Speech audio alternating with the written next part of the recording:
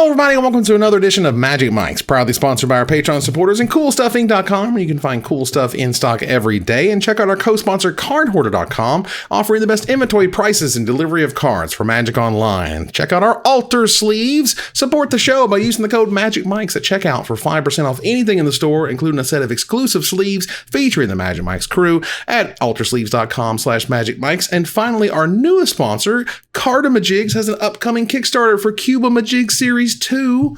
Cubamajigs are reusable booster packs for Magic Cube and more. Sign up for the Kickstarter launch notification at CubeKS.com. That's CubeKS.com. I am Evan Irwin, and we get started each week by saying hello to my two co-hosts, Aaron Campbell. Happy Thursday. Ruben Bressler. Welcome. With his robe and wizard hat. That's fully right. Equipped. This is obviously, it's right in my wheelhouse, so I'm very excited for this set. I tell you what. I hate to be the one to tell you this, but your hat's sagging a little bit. Listen, it happens to all wizards. There's pills for that, all right? There's spells for that too. It's okay. Yeah. Enchantments. I'll cast a spell on my to straighten myself out a little bit, but not during the show. Right. Yeah. Well, it's a concentration spell that lasts for longer than 4 hours. Goodness gracious. We kick it off with our first pick and giveaway. If it lasts longer than 4 hours, you should see an apothecary. That's right. Get your chance at a $50 gift certificate to CoolStuffInc.com by typing !raffle in the chat. But subscribe first to get 2 chances to win. Don't forget our raid at the end of the show to support a member of the community. And enter your suggestions at the end of the show to see who we raid tonight. And if you're listening to the podcast, I assure you we give these away. You just don't hear them. The first pick, ladies and gentlemen, it is release day, kinda, sorta, for Adventures of the Forgotten Realms for digital platforms. People seem really excited about it. If you look at who's streaming Magic the Gathering, a good number of the people at the top are playing this. And so people are really excited to get their hands on it. I've seen a lot of good feedback about it, and people are obviously really excited to watch it. It's a ton of fun. I have been drafting all day. It is powered down, that's for sure. Definitely. But it's a core set. It's the summer. We're supposed to have powered down. It's too hot out to think hard. Although I will say the complexity is up there because dungeons are a lot. Dungeons are a lot. And there's a bunch of stuff to do on commons. Yeah, they're very straightforward abilities, right? Make a 1/1, make a treasure token. Luckily, even when there were things where like my opponent was triggering it like every turn, I didn't feel like they were running away with the game because of it. I just felt like, well, they're getting some marginal advantages. Here's a couple skeletons, whatever. They're scry a few times. Not the end of the world. It just feels, this is one of those things where like there was a lot of hype just because it's Dungeons and Dragons, like that was going to happen anyway. But you have a product shortage. Like, I don't know how else to say it. We at Cool Stuff, we just can't get any products. So we have a product shortage of some amount, a super hyped, audience who's ready to make sure D&D and Magic are going to be awesome. And it's kind of a core set. And Wizards never said the core word. They never said the C word there, but they kind of printed it like one, and they kind of released it like one. And it's definitely powered like one. Yeah, someone on Twitter said that they did a really good job. And as far as I can tell, this wasn't any sort of, negative feedback. But somebody on Twitter had said, they did a really good job of like injecting the set with so much flavor that you didn't even notice it was powered down, where it was like, look, beholders, look, bards, look, DM modal cards, don't look over here, look over They're here. They're like flavor words. Yeah. Yeah, we got you. We got your flavor words. That's good. That's good. No, it's terrific. I don't care if things aren't super powered. I've got pack tactics. Exactly. Yeah, it's great. I think that's the way that things should be. Yeah. I mean, it's still fun. It's still exhilarating, and it isn't backbreaking. I mean, think about like, are we saying that it's bad that it's powered down? No. I'm saying it's definitely different, right? I mean, I've seen them come and go. This one was expectations of high power versus what you got felt way different this time. I think what people are saying is that if they had given us a typical core set that was powered down, I think that might have gone over poorly because there would have been nothing to distract you over that fact. There would have been no pudding to put that pill in. You'd just be swallowing that pill. Whereas with this, because there's so much going on, where here's a 6-mana blue planeswalker with a dog. You like dogs, right? You're so enraptured with everything going on, and rightfully so. There's a lot of cool things. Right. You're not noticing the fact that it's powered down. I think that they had to kind of either ease ease you into it or even distract you with it. Because if they were to just give you a regular Core 22 with low power, I think people would have noticed, and there might have been a little bit of pushback on that. I mean, but I'm having a great time with it as a set. I mean, I have drafted all day and am enjoying it immensely, much more than I would any core set format that I've ever experienced. I mean, you know, you have really diverse, interesting archetypes in the different colors. I think that dungeons and venturing is a really good limited mechanic. Remains to be seen if it'll do anything in constructed, but it's a really good limited mechanic. And it's a good core set. Yeah, it's basically a good to great core set, certainly on power level, certainly on hype. It feels very much close to what M21 was doing. You know, again, there's a delta essentially, right, of expectations to reality, and the expectations for the D&D set I felt were way up high, regardless of the fact that it was. I'm fine with it. I just felt like there was definitely an expectation, certainly even from a sales perspective. Like, you know, when I heard first rumblings of this, you know, sort of in the hobby market, in the inside baseball stuff, in the distributors being like, oh man, this is going to be great. The flavor's amazing. You know, the D&D is going to kill it. And then, you know, the numbers come back and it's very core set-ish. And you're like, what happened? This was going to be D&D. We're going to blow this up. And it's like, no, it's cool. It's fun, but it's not supposed to be, you know, Throne of Eldraine 2.0 or whatever. Right. And honestly, we're kind of all, and I'm speaking for everyone, but I want to just speak for everyone and say we're all kind of sick of how overpowered Throne of Eldraine was. Like, I think it's all we've been playing for years. I think we can all agree that we were due for a powered down set or even two. And I think Wizards has done a good job of sort of course correcting from that. But again, I think that they had to, kind of distract you with that or make it easier to make it to go down more smoothly, as opposed to just giving you this sort of naked, transparent, like it's a powered down set. Like, I just don't think it would have gone over as well. But I think this was a great way to get that across. And also, this is not the last time. I think that the popularity of this set will speak to the fact that if this is a set that sells well, if this is a set that drives arena numbers in a way that, especially if, I mean, it's going to beat core sets, but even if it competes with regular sets in terms of numbers, this is not the last Dungeons and Dragons Magic the Gathering set we're going to see. Right. So along with the Adventures of Forgotten Realms was a new sort of, you know, client update for Arena. There was a new Arena State of the Game that talked about sort of how things are going, and here's, you know, the things that are changing with the new set. Here's what dice rolling looks like, which is cool, by the way. I enjoy how they really well implemented. Yeah. The dice rolling was really well implemented, and the dungeons were really well implemented. Yes. Right clicking to expand on like what the dungeons and tokens look like. Yes. The new UI for lands is really nice. Because it used to be you click on it and it removes it when you were in the menu. Now you click on it, you get a plus and minus menu. Oh, I didn't even see that That's yet. really excellent. Yeah. Oh, that's great. Yeah, so there's some updates to the interface, which is awesome. And they note, one of the things they note here is that they're actually pausing work on Pioneer Masters. Now, Pioneer is the redheaded stepchild of formats these days, where no one really plays it. No one does. Yeah. You know, like, I mean, look, fine. if Pioneer People poke were at on it with Arena, a stick. Like, if Pioneer were on Arena, it would be as popular, if not more popular than Historic. But it would take over Historic, right? That was sort of the expectation, was that Historic is the Band-Aid to get us between Standard to Pioneer on Arena, and now it feels like they're like, whoa, Historic's actually a unique thing and it's kind of cool, and it's like, that's just how formats work, quite frankly. Yeah, but to be honest, I think Pioneer has yet to really recover from the bannings. You know, we know that, you know, Inverter and Lotus were kind of the dominant strategies, or Inverter and Underworld Breach were, but ever since they got rid of them, the format has really struggled. And, you know, COVID obviously happened, and it made, you know, we didn't have paper Pioneer events anymore. And so, you know, there's a number of things that could have led to the state that Pioneer is in. But regardless, Pioneer has not been in a good place lately. We've seen several stories of events not firing. And so it's no surprise that they're taking those resources and devoting them to other things. And I don't think I know anybody who wants Pioneer to fail, but I don't think you can look at the past few months and be surprised at this. Yeah. I don't think anyone's excited to build decks for Pioneer, to play Pioneer, to stream Pioneer. You know what I mean? Like a lot of that excitement is gone. Honestly, because right when it got started, the rug was pulled, and what cardboard was supposed to do for it never got to do much for it. So I always thought it was a little silly, and maybe this is a hot take. I never understood why we needed Historic and Pioneer. To me, it feels like too many formats.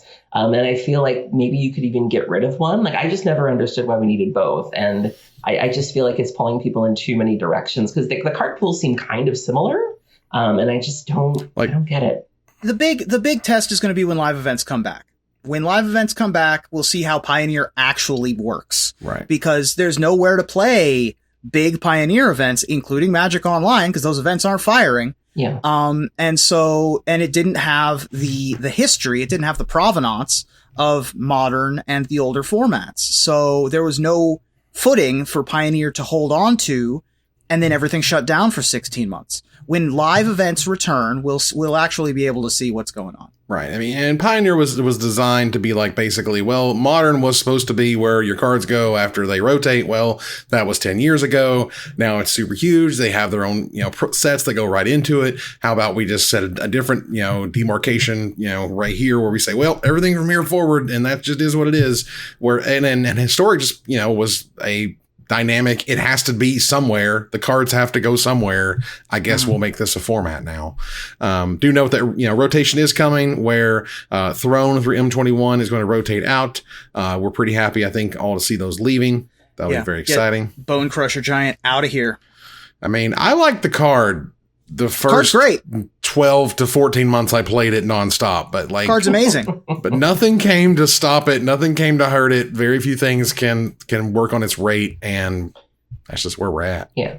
I mean, Throne made an impact on many formats that will continue to be there even after it rotates standard. So I guess that's one thing you can say about its legacy. Yeah. Mm-hmm.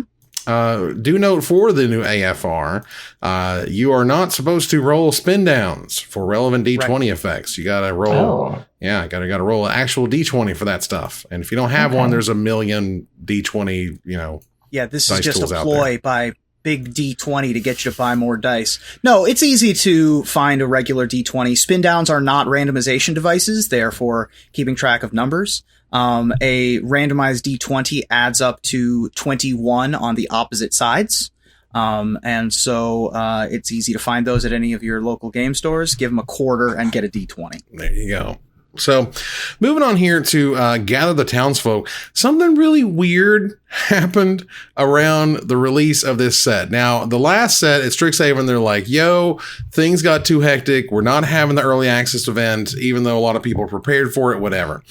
Well, come to find out, 4 or 5 days ago, I can't remember exactly when, but I'm chitter-chatting with some peeps on the DMs, and they're like, yo, did you get an invite to this super secret probation, thing where you got access to D&D before anybody else? And they're like, no. And they're like, yeah, you can make content and everything. You just can't come out until 11 a.m. Eastern on release day. And I'm like, what? And that ended up being very much a thing that certain I guess streamers and or content creators were given access and were able to make some content ready to launch when the set did. Yeah, I started seeing some screenshots on Twitter of people who had been playing this. It almost appeared to be a video game where it kind of reminded me of the old Zelda or Final Fantasies, where you have a little avatar and you're running through a field or you're running through a town. And I think they did this before with another set. But yeah, there were certain people that were like, I'm doing this thing, come cheer me on. I'm doing this thing. And I think cards were being unlocked or something. And maybe a half dozen people that I follow at least are part of this. But yeah, it does seem like they had an early access event that wasn't quite an early access event and was quite secret. And from what I can gather, they were allowed to stream it. They could make video content, but the video content had to come out after the embargo. Yes. It was a surprise to a lot of us, because a lot of us we'd been a part of the early access events. We'd been invited to the Discord, and it was just like, I thought we weren't doing this anymore. And it was like, you are, but with this very small population. Right. Like, okay. So there were two different things happening. One of which was the Gather.town event that you're talking about, That's Aaron, the one, yeah. Which I was invited to. I got an email because I make a D&D show, and a bunch of D&D and Magic creators were invited to that. That was like a card reveal. Right, we're talking about two different things. Yeah, we're talking about two different things. Right. that was that thing, the Zelda thing. The thing that looked like 8-bit, that's Zelda, that uses a thing called Gather, which is really cool, actually. It's like it's like a virtual gathering space that you can make a JPEG and have your little minis talk to walk up to each other. And then as you walk up to each other, it makes little video chats like this.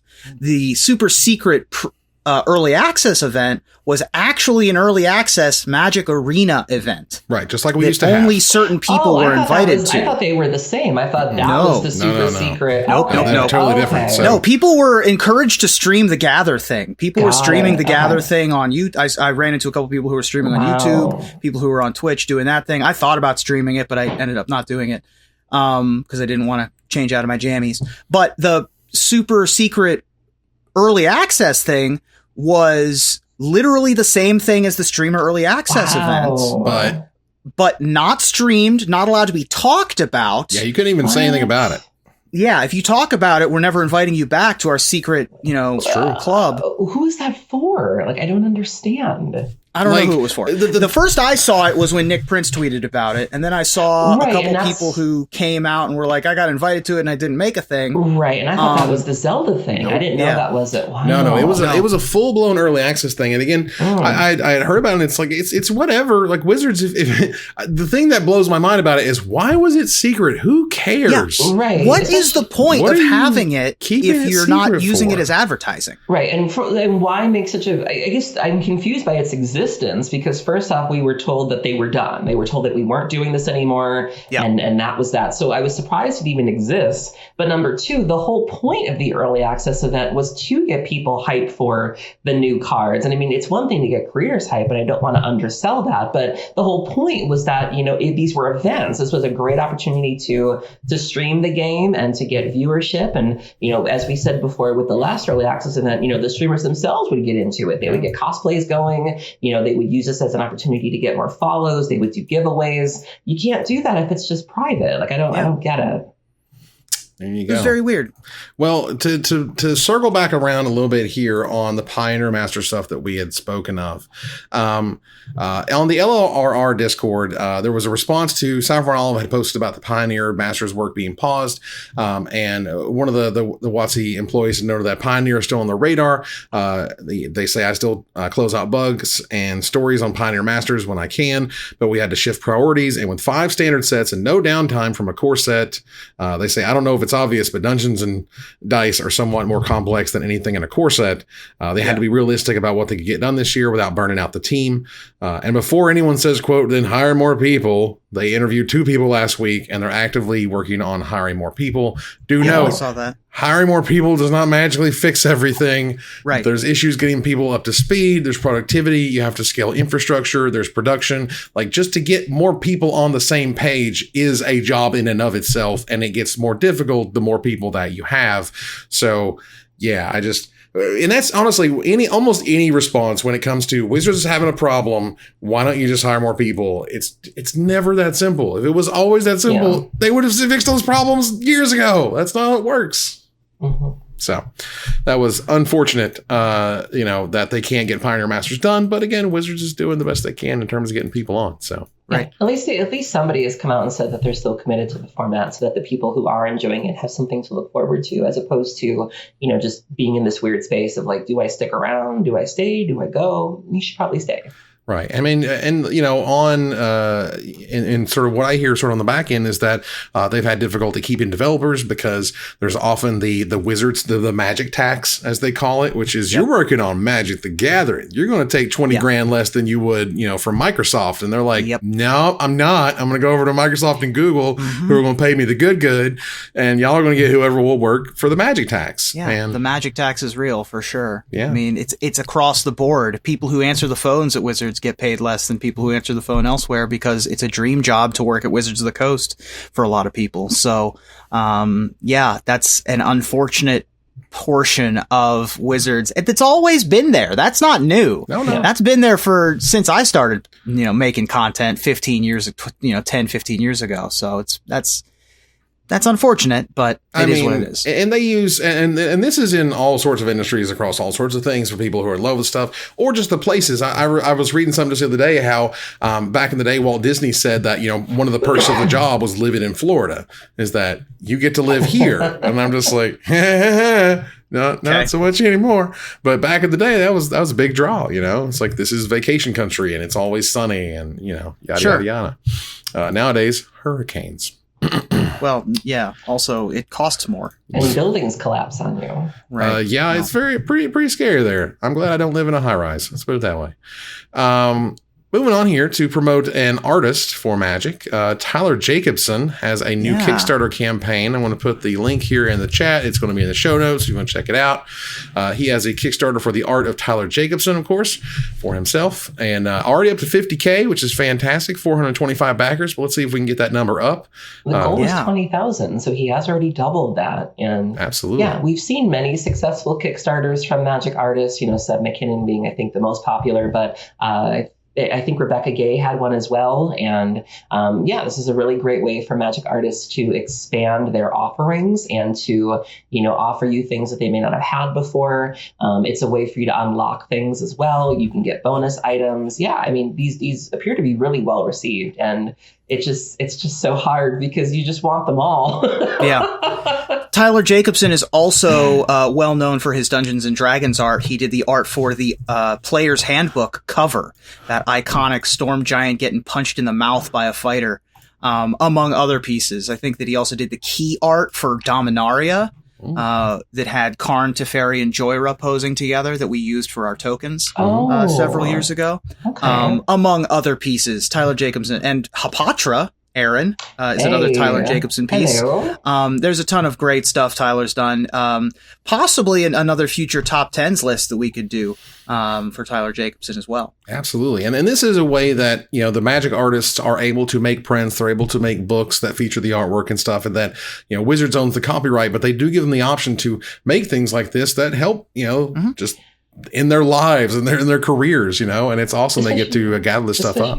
Especially when you hear how little, in my opinion, they're paid to do the card art. I think it was, $1,000 to $2,000 per card? Yeah. And, this is a way to, when you see somebody selling the original for like $30,000, get it. Get that money. I am not mad about it. Yeah, because it sounds like, $1,000 to $2,000 sounds like a lot, but when you think about, how often that person may have art, over an entire year, maybe they have to take on other opportunities. And if they're able to turn one piece into something bigger, I'm not even mad at it. Well, you also think of if it took them 2 weeks, to make the piece and they got paid $1,000 for it.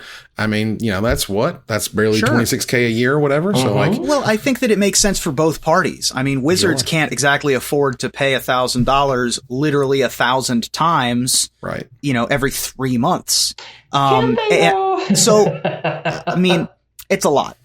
It adds up, especially with how many more products they're making. But I recognize it would take a big chunk out of Hasbro. And what Hasbro has said instead is, you know what? We're going to keep the number, but you can also make yours. It's just we're not going to have anything to do with it, which I'm not mad at. I think that's a good way to handle it. Yeah, it's important to note that, and I think we all kind of fall victim to this, is when you see the numbers from Hasbro, that doesn't necessarily mean that organized play is getting that money. It doesn't necessarily mean that the art department is getting that money. Right, so, Ruben does bring up a really good point that, it's tempting to look at the record profits and say, of course you can afford more art, but that doesn't necessarily mean that the art budgets are increasing. Ladies and gentlemen, we have shareholders and they need to be paid. They need cash money. That's right. That's right. They need to get dividends and all that good stuff. But yeah, so that's awesome for Tyler. Good luck on that.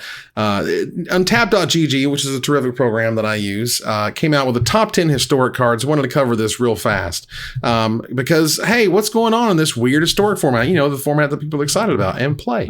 It turns out that Collect a Company kind of runs the format. It's a good card. It's a pretty fantastic Magic card. 18.7% of decks are running Collect a Company with Llanowar Elves right behind it. So while Brainstorm is third, would you call it a Brainstorm format? No. Or would you call it a Collected Company There's no fetches in this format. I would also not call it a Collected Company format. I mean, first of all, this is best of one. This is best of one. Best of three looks way different. Collected Company is not even in the top 10 most played cards in best of three. Number 1 most played card in best of 3, Mystical Dispute, interestingly enough.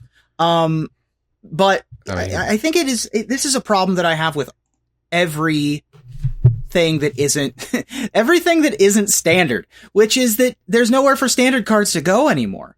No. Right? It's all Masters stuff now. I mean, and Mystical Archive. Every format. If every set is Mystical Archive and Modern Horizons, and I don't like it. I was not expecting Expressive Iteration to be played more than Brainstorm. Oh, it's seeing legacy play. Yeah. Expressive Iteration's great. I've been running into it against Delver lately. Yeah. Yeah. All right. So, moving on to Desperate Ravens. Now, what would have originally been the first pick had to be shifted into Desperate Ravens. But let's start at the good news, right? Let's start at the fun stuff. I like the fun stuff. Now, it was announced 6 weeks ago now, maybe a month ago, that the World Championships was going to be a $250,000 prize pool instead of $1 million prize pool. Mm-hmm. There was lots of consternation. Pros were upset. They were pissed, and they had worked all this time and they were going to do nothing. There was this thing where it's like, you know what? We're going to show up and we're going to register 60 islands and screw this, or we're not even going to show up the day of. We're going to say that we're going to be there. Then we're just going to not show up, blah, blah, blah. Words, all the things and all the stuff. Well, we have here a tweet that Magic Esports says, today we're excited to share news about the upcoming Magic World Championship, including prize payouts and a $50,000 appearance fee. So $50,000 a player, 50K times 16 plus 250 grand of prizes is over $1 million in ultimate prizes and give, cash availability, right? So they fixed the problem. They actually added in $750,000 to this payout. These are like some of the best players in the world. They're going to get paid. You're getting 50K just for showing up. That is incredible.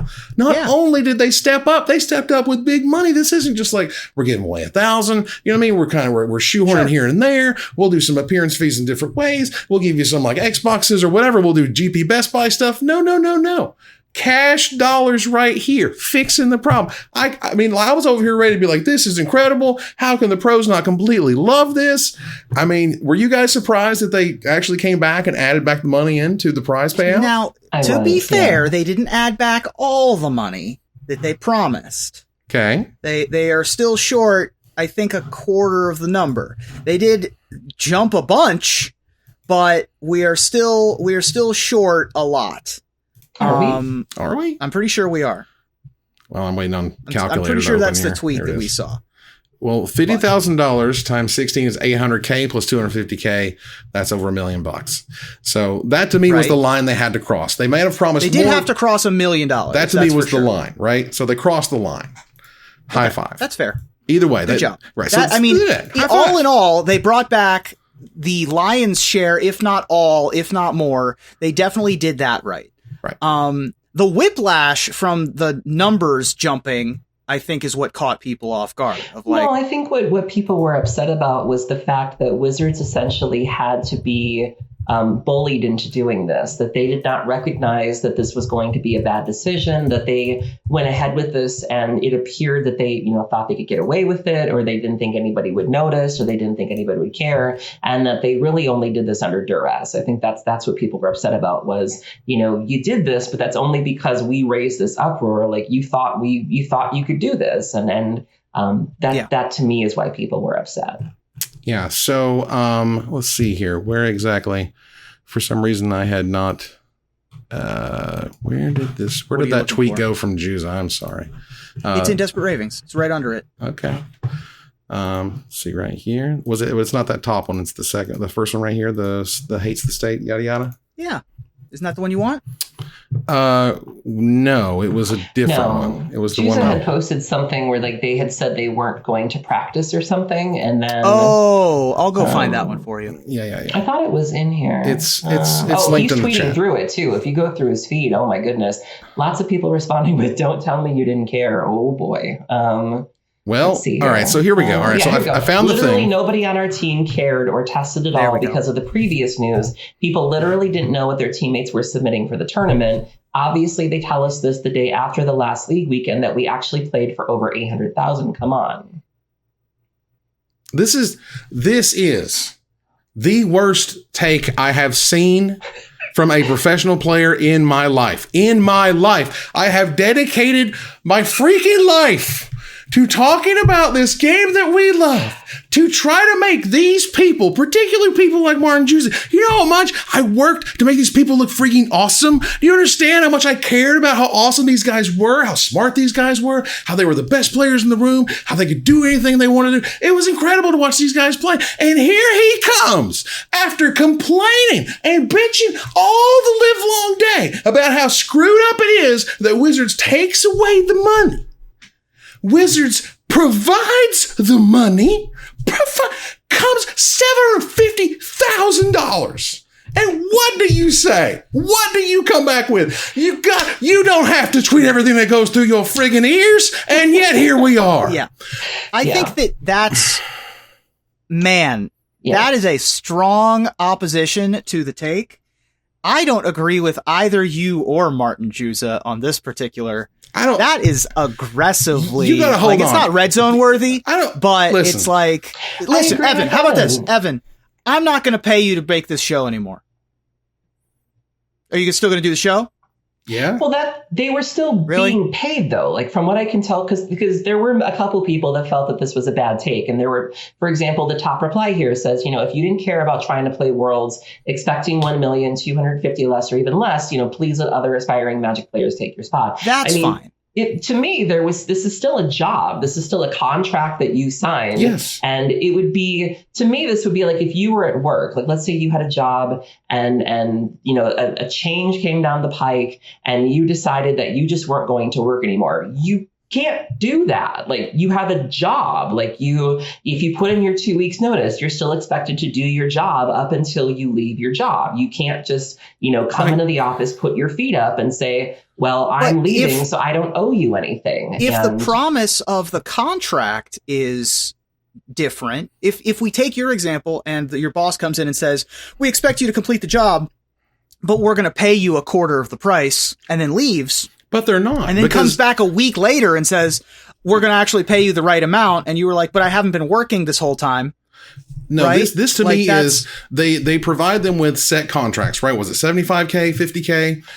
Whatever. The point is they provide them set contracts to pay for a certain amount of work. And then you said, not only are you not happy with the way your $50,000 is folded or whatever, you said that no one on your team cared or tested because of the previous news. Boy, this is your job. This is your job. I'm not saying Martin Jůza has a good take here. I'm not saying that he went about it in the right way. This pissed me off like unbelievably royally. God, can you only imagine? I can't fathom who inside Wizards had to go to bat for all this crap, and to read something like this, absolutely mind-blowing. Especially knowing how many people would have loved to have been in this position. Like the reply said, it was like, do you know how many people would love to be in your position, to be, in the top 1% of Magic players? You guys love to go off on Twitter about the Zuckerbergs and, everything else, and you're pro, you want everybody to be treated equally. But yet here you have an example of somebody in the 1%, essentially going off on and doing something unrelatable, and it's sort of crickets. And it's like, this is a prime example of what everybody on Twitter loves to dunk on. And it just didn't seem like it got nearly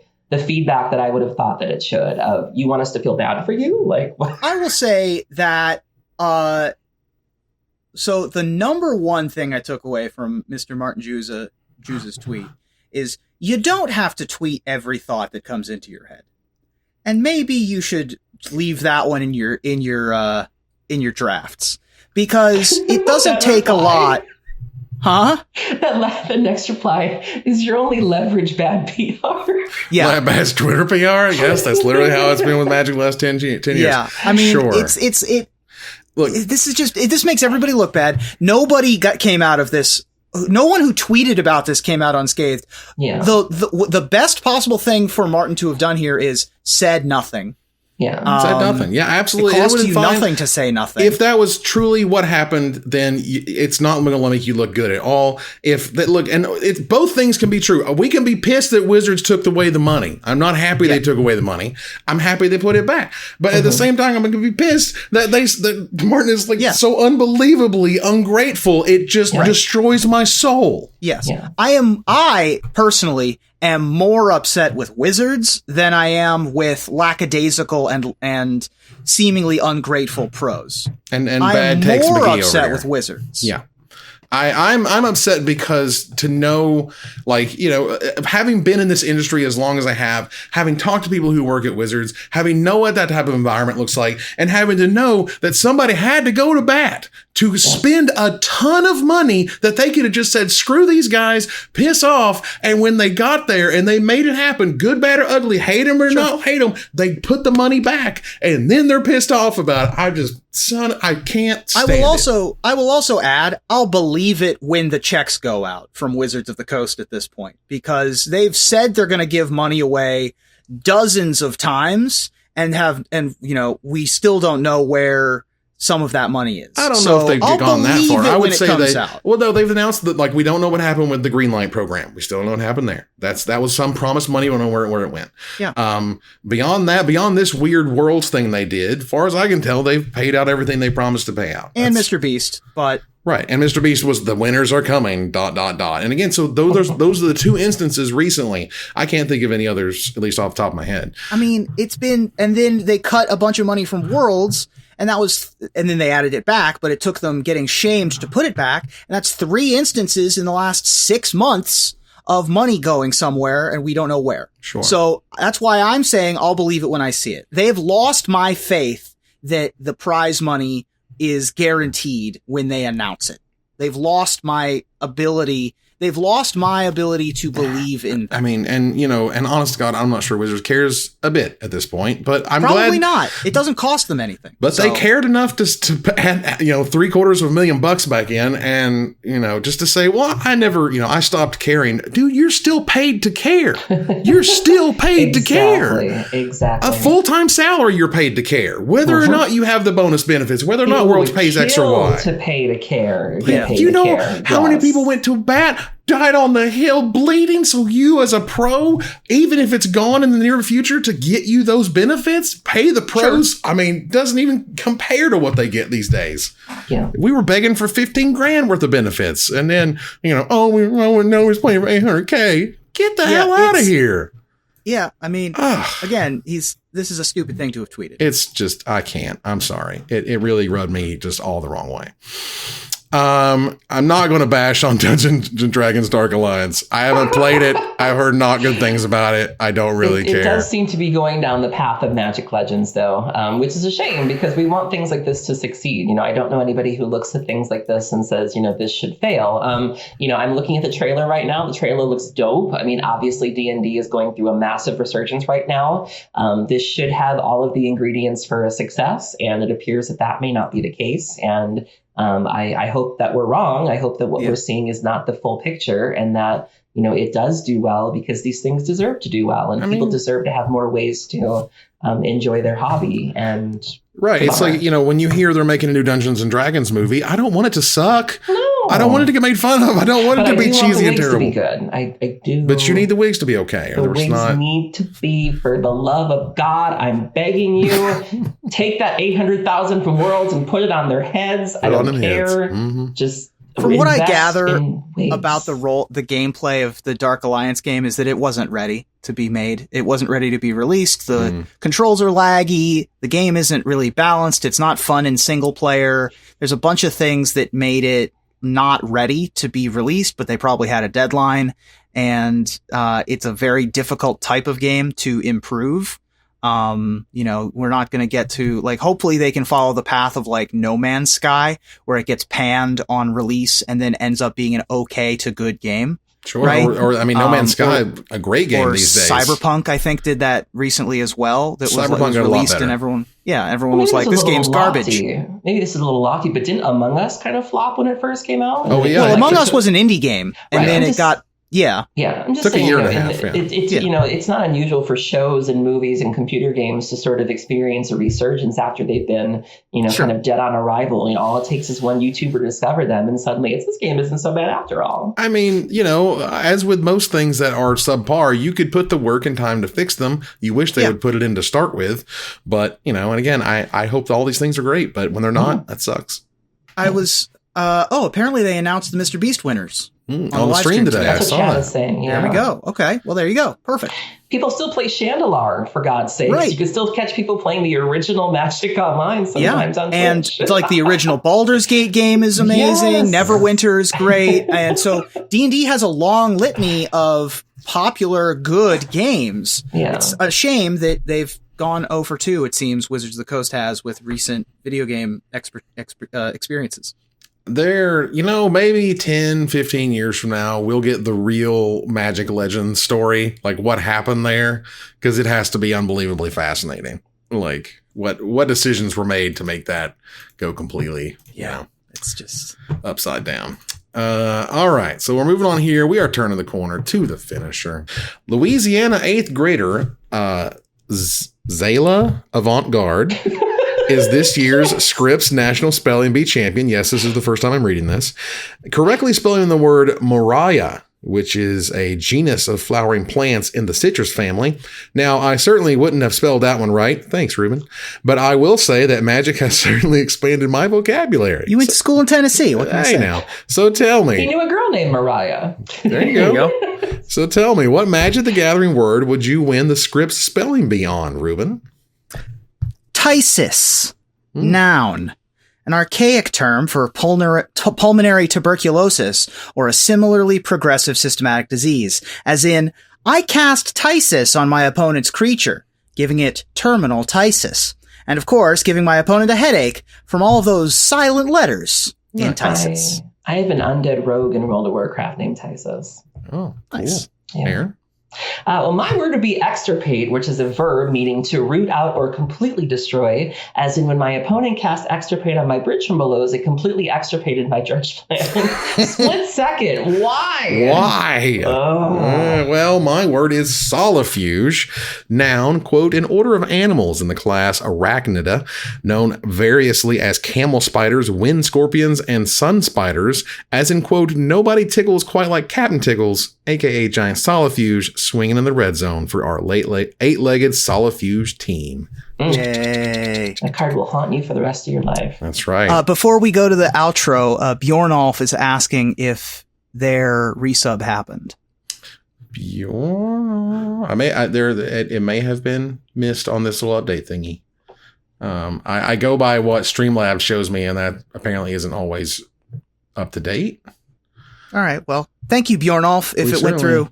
Yeah, Blazing Disciple. I'm not sure if I mentioned that one, which is appreciated. But regardless, obviously. Thank you, Bjornolf, and anyone else we didn't catch. Yes. Sorry. You're great. That. We appreciate you. That said, that ends another live episode of Magic Mike's. Thanks for joining us here to discuss all things Magic. Thank you, Aaron. Thank you for having me. Thank you, Ruben. That's where we'll call our session for this week. Everybody can level up. Add some XP plus 2 hundo. Yeah. There you go. All right. Be sure to have your character sheet updated for our next session. Excellent. Well, we move on to our final slide. I want to thank our sponsor, CoolStuffInc.com, our co-sponsors, CardHoarder.com, and AlterSleeves, using the code MagicMikes on AlterSleeves.com, as well as Cubamajigs. Check them out at CubeKS.com. My co-hosts, Aaron Campbell and Ruben Bressler, you guys for watching and listening. I hope you support us at Patreon.com/MagicMikes. Please follow, like, tweet, favorite, share, subscribe to everything social that tells people we exist. Catch us online on our Discord, twitch.tv at MagicMikes, on Twitter at MagicMikesCast, our Magic Mike subreddit, and like the Magic Mikes page on Facebook. Or join us here next week, same time, same place, for another episode of Magic Mikes. Good night, everybody.